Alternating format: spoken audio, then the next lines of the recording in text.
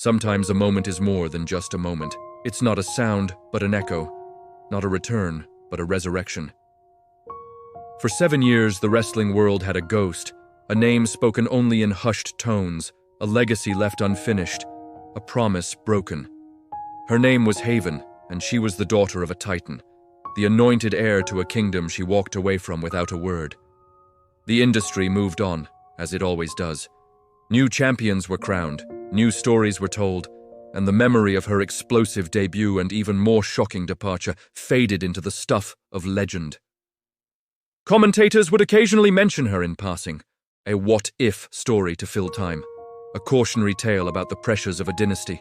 Fans would debate her disappearance on forums, crafting wild theories that ranged from secret injuries to a life of quiet seclusion. But deep down, no one ever truly believed she was gone for good. They were all just waiting for a sign, for a whisper, for the silence to finally break. They just never imagined what it would sound like when it did. After years of silence, her music hit, and the whole arena erupted. Nobody was ready, not the fans, not the wrestlers, not even WWE itself. She's back, and she just took over. The sound wasn't just music, it was a fracture in reality. A single, hauntingly familiar piano key echoed through the darkened stadium, followed by a thunderous bass drop that seemed to shake the very foundations of the building. For a collective second, there was nothing but stunned silence, a vacuum of pure disbelief. 10,000 people held their breath in unison, their minds refusing to process what their ears were telling them. Then, the name appeared on the giant screen, written in stark white letters, Haven. The silence didn't just break, it exploded. It was a primal roar, a release of 7 years of pent-up hope and speculation. It was the sound of ghosts becoming real. People were on their feet, strangers grabbing each other, tears streaming down faces as they pointed toward the entrance ramp, their eyes wide with a joy that bordered on hysteria. This wasn't the cheer for a returning favorite. This was the welcome for a myth made flesh. The air grew thick with emotion, crackling with an energy that felt both euphoric and dangerous. Every other storyline, every other champion, every other feud that had been meticulously built for months evaporated in that single instant. They were all just footnotes now. The real story had just walked back into the light. The camera panned across the crowd, capturing a sea of raw, unfiltered emotion. It wasn't just cheering, it was a profound, communal experience. An older man, his face weathered with decades of fandom, openly wept, his hands clasped over his mouth as if trying to contain a prayer. A young woman, likely a child when Haven last wrestled, screamed with pure, unadulterated shock, her phone forgotten in her hand as she stared at the stage. Online, the world was breaking. Social media platforms buckled under the strain as millions of posts hit simultaneously. The hashtag, Haven is back, became the #1 trend worldwide in under 60 seconds, a digital tidal wave of chaos and celebration. Every wrestling journalist, every podcaster, every retired legend was typing furiously, trying to make sense of the impossible. In the commentary booth, the professionals were reduced to speechless fans. Their carefully prepared notes were now useless pieces of paper. One commentator simply removed his headset, stood up and applauded, his face a mask of awe. This was more than a surprise return, it was a system shock. The carefully constructed universe of the WWE had just been hit by an asteroid, and the fallout was immediate. Backstage, the live feed showed wrestlers huddled around monitors, their own matches and ambitions forgotten. Their faces told the whole story. Fear, reverence, disbelief, and for one person in particular, the current women's champion, a cold, dawning dread. The Queen was dead. Long live the Queen. Behind the curtain, the meticulously organized chaos of a live broadcast descended into pure pandemonium. Producers screamed into headsets, their instructions lost in the deafening roar from the arena. The show's script was now nothing more than kindling. In the champion's private locker room, Jessica, the Vindicator Thorne, watched the monitor, her knuckles white as she gripped the back of a leather couch. For 2 years, she had ruled the women's division with an iron fist. She was the company's chosen one, the face on the posters, the undisputed apex predator. But the look on her face wasn't anger or defiance. It was the icy calm of someone watching their own kingdom crumble to dust. She had built her legacy on the idea of being the greatest of her generation, the one who finally moved the division past the shadows of the old guard. And now, the largest shadow of them all had just returned to blot out the sun. Her entire reign, every hard-won victory, was instantly asterisked. She was no longer the champion, she was merely the one holding the title until Haven decided to take it. A production assistant cautiously knocked and entered. "Jessica, they need to know what you're thinking. They're asking if you want to go out there." Jessica didn't turn. She just stared at the screen, at the woman who had effortlessly stolen her world, and whispered a single, chilling word. "Why?" The political landscape backstage shifted in an instant. Alliances that had been solid for years began to crack. Wrestlers who had been jockeying for position and favor suddenly went silent, their personal ambitions dwarfed by the seismic event that had just occurred. The locker room, once a hotbed of friendly competition and simmering rivalries, became a library of whispers. People avoided eye contact, unsure of where they stood or what the new hierarchy would be. The powerful faction that had backed Jessica Thorne as their champion now looked vulnerable, their kingmaker status rendered irrelevant. Their hushed conversations in the hallway were no longer about strategy, but survival. They were watching a force of nature, and you can't strategize against a hurricane. Meanwhile, the older veterans, the ones who had been in the ring with Haven's legendary father, watched with a different kind of understanding. They saw not just the return of a superstar, but the return of a bloodline, a legacy that demanded respect. One of them, a grizzled former champion, turned to a younger wrestler staring at the monitor. "You see that?" he said, his voice low and raspy. "That's not a wrestler. That's gravity. Everything in this company, from the front office to the ring, now revolves around her.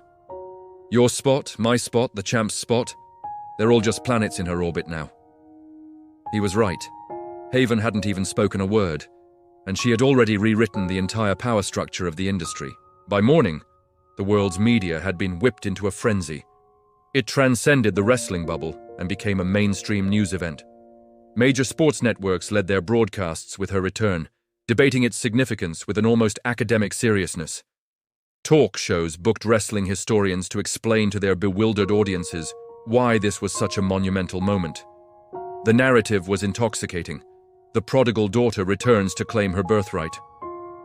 But with that narrative came an almost unbearable weight. Every headline, every article, every news segment inevitably mentioned her father, the Sentinel. They ran side-by-side pictures. The Sentinel in his prime, a colossus of the industry, and Haven bathed in the light of her return. The comparisons were relentless. "Can she escape her father's shadow?" one headline asked. "Is she destined to carry on the family legacy?" questioned another. The pressure was immense. She wasn't just being asked to be a champion, she was being asked to be a ghost, to be a living embodiment of a bygone era, to satisfy the nostalgia of millions while also forging her own path. The world wasn't just watching a wrestler, they were watching a myth in the making, and they were ready to judge whether the sequel could ever live up to the original. For Haven, this wasn't just a comeback, it was a public trial, and the ghost of her father was both the star witness and the judge. Away from the roaring crowds and the flashing cameras, in the sterile silence of a hotel room, Haven stood in front of a floor-to-ceiling window, looking down at the sleeping city below. Her phone buzzed on the nightstand, a relentless torrent of notifications and missed calls. She ignored them all. The adrenaline had faded, leaving behind a profound emptiness. The roar of the crowd felt a million miles away. This was the part no one saw, the part she had run away from 7 years ago. It wasn't the physical toll of wrestling that broke her, it was the suffocating weight of the name she carried. She finally picked up the phone and dialed a number not saved in her contacts. An older man's voice, frail but familiar, answered on the first ring. "Did you see it?" she asked, her voice barely a whisper. There was a pause. "I saw it," he replied, his tone unreadable. "Was it everything you wanted?" There was another, longer pause. "It's not about what I want, Haven. It was never about that. It's about what the legacy demands. She closed her eyes, a single tear tracing a path down her cheek. The crowd saw a queen returning to her throne. But in the quiet of this room, she was just a daughter, shackled to a ghost, realizing that she hadn't come back home. She had just returned to her prison. The following week, the arena was electric with anticipation. No match mattered. No other segment was relevant. Everyone was there for one reason, to hear Haven speak for the first time in 7 years. When her music hit this time, the reaction was different. It wasn't the shock of her return, but the reverent silence of a congregation awaiting a sermon. She walked to the ring slowly, deliberately, her face an unreadable mask of calm. She didn't carry a microphone. One was already waiting for her, standing alone in the center of the ring. As she stood before it, the entire arena fell silent. You could hear a pin drop. She took a deep breath, and her first words were not a roar, but a quiet, piercing statement. "You all want to know why," she began, her voice steady and clear, amplified to fill the vast space. "You create stories about my absence, injury, burnout, fear. You say I ran from my father's shadow. You're wrong." She paused, letting the words hang in the air. "I didn't run from his shadow. I ran from you, from your expectations, your demand that I be him in a different form. You didn't want Haven. You wanted a memory." She then turned her gaze directly to the commentary table, where Jessica Thorne, the champion, had been forced to sit. "And you," she said, her voice dropping, "you hold that title not because you're the best, but because you were the best available option in a kingdom without its true heir." Jessica Thorne rose from her seat, her face a storm of controlled fury. The crowd booed, but she seemed not to hear them. She grabbed a microphone from the announcer and stormed into the ring, stopping just inches from Haven. The air between them crackled. "Heir?" Jessica spat, her voice dripping with venom. "You are not an heir. You are a coward. While you were finding yourself for 7 years, I was here. I was scratching and clawing my way to the top of a division you abandoned. I bled for this championship. I earned the right to be called the best. You just earned your father's last name." The crowd erupted, a mix of cheers for Jessica's fire and boos for her audacity. But Haven didn't flinch. She just stared at Jessica with a look of profound pity. "You think this is about a title?" Haven asked, her voice dangerously soft. "You think I came back for a piece of gold and leather? You built your kingdom on my abdicated throne, Jessica. You held a crown that was never yours to wear. I'm not here to take your championship." She leaned in closer, her whisper caught perfectly by the microphone. "I'm here to take your reality, to show you and everyone else that you are nothing more than a footnote in a story that has always been, and will always be, about me." She dropped the microphone and walked away, leaving a stunned champion and a breathless world in her wake. That confrontation drew a line in the sand, not just between two wrestlers, but between two philosophies. The backstage area became a cold war zone.